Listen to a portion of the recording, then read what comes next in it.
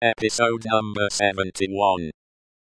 Avoiding the larger rooms, which were dark, and made fast for the night, Monsieur the Marquis, with his flambeau bearer going on before, went up the staircase to a door in a corridor. This thrown open, admitted him to his own private apartment of 3 rooms, his bedchamber, and 2 others. High vaulted rooms with cool uncarpeted floors, great dogs upon the hearths for the burning of wood in winter time, and all luxuries befitting the state of a marquis in a luxurious age and country. The fashion of the last Louis, but one, of the line that was never to break, the 14th Louis, was conspicuous in their rich furniture, but it was diversified by many objects that were illustrations of old pages in the history of France.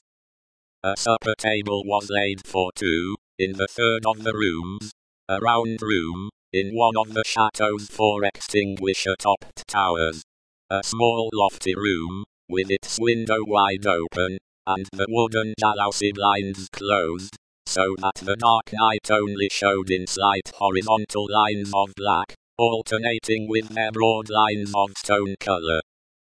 "My nephew," said the Marquis, glancing at the supper preparation.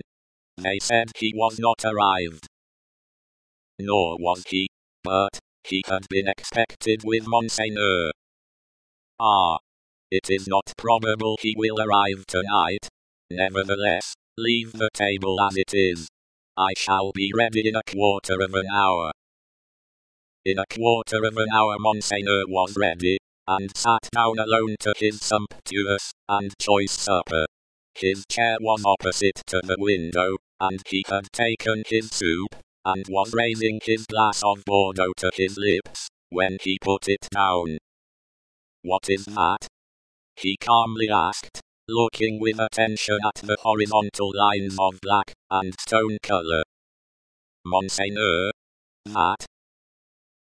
"Outside the blinds. Open the blinds." It was done. "Well?" "Monseigneur, it is nothing. The trees and the night are all that are here."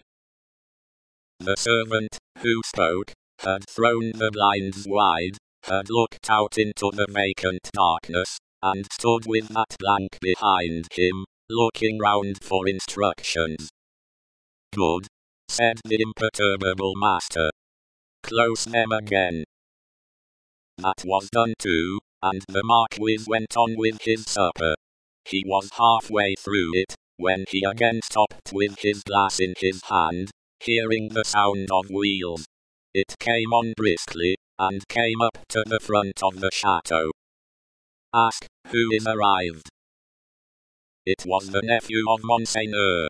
He had been some few leagues behind Monseigneur, early in the afternoon. He had diminished the distance rapidly, but not so rapidly as to come up with Monseigneur on the road. He had heard of Monseigneur, at the posting houses, as being before him. He was to be told, said Monseigneur, that supper awaited him then and there, and that he was prayed to come to it. In a little while he came. He had been known in England as Charles Darnay. Monseigneur received him in a courtly manner, but they did not shake hands.